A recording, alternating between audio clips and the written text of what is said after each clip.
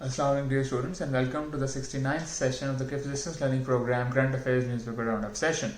I am your host Shahrukh Haider. Today we are going to discuss what is Pakistan's strategy for regional connectivity and integration in the South Asian, in the Central Asian and in the Middle Eastern region.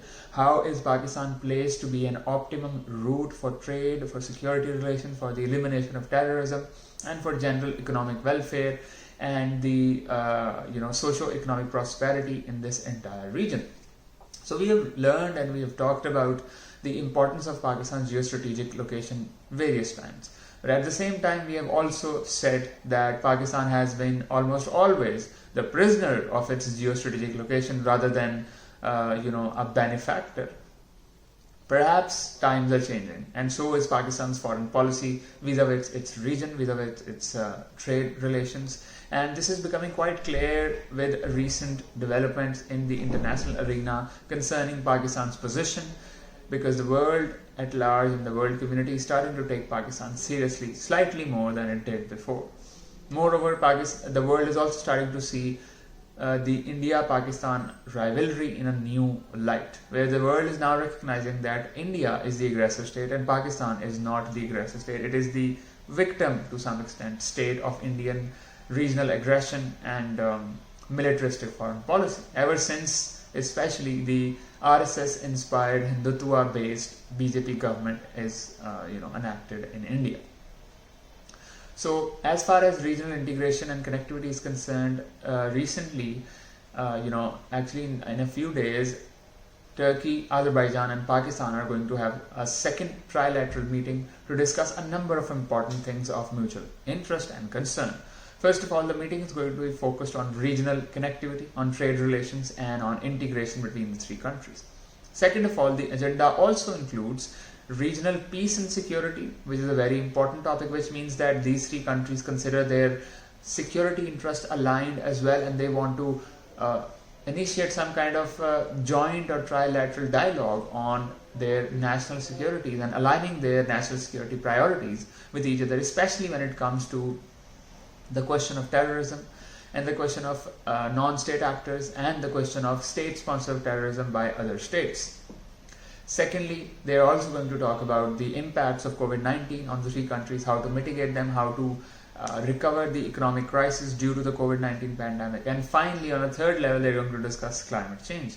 Now, these are three very important and interesting topics that three countries would discuss amongst each other, especially when these three countries do not share borders. I mean, Azerbaijan has two countries between Pakistan, and similarly, between Pakistan and Turkey, there is Iran. But interestingly, the kind of topics that they are going to discuss on this meeting and the bilateral format that has been created between the three countries discusses issues and things of mutual concern and interest that are usually discussed among neighbors. But that's not true in the case of Pakistan, Turkey and Azerbaijan. Now, why is that?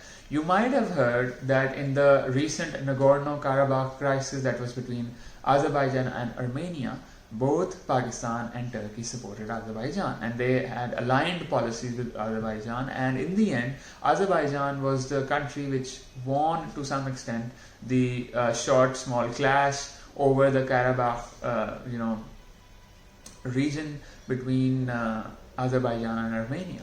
And since Azerbaijan was supported by Pakistan and Turkey, she had a positive outlook towards the both countries. And since all three are Muslim countries, their interests are aligned in the Muslim world as well. And largely Pakistan, Turkey and Armenia have the same approach towards Kashmir issue, towards the Palestinian issue and towards the recognition of Israel. So having said all of that, it is important to see what kind of opportunities and challenges lie for this trilateral format. Well, first of all, we have to realize that Pakistan is bringing a sort of a revolution in its foreign policy, and its focus has become more on countries that have long strategic alignment with Pakistan, with Pakistan's interests, rather than patron states and states that have only transactional relationships with Pakistan, such as the United States, which in the long term have always done us more harm than benefit. Which is why Pakistan needs to turn away from these states and towards states that have shared strategic interests with Pakistan.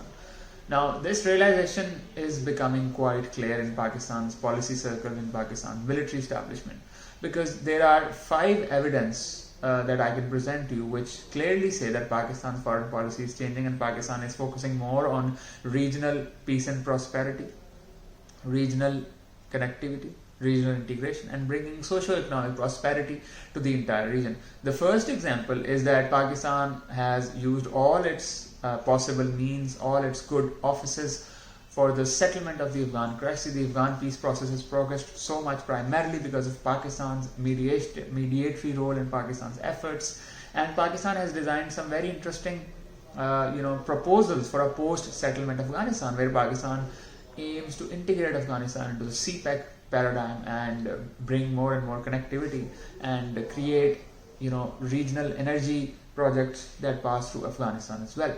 Secondly, Pakistan is consistently trying to build closer relations, trade relations, connectivity relations, energy relations with the Central Asian republics, which is quite clear. It has happened in the past as well, but now the alignment is becoming more and more clear between Kars and Pakistan, because Pakistan is the most viable route for the Central Asian republics to transport their massive oil and gas and coal reserves to the rest of the world and earn foreign exchange, which is something that they are in dire need of.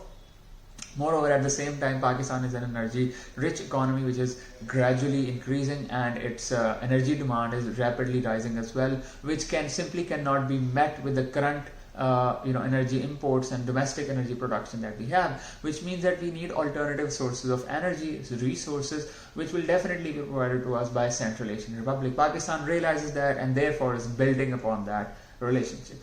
Thirdly, the Iran-China strategic deal that was signed earlier in 2020.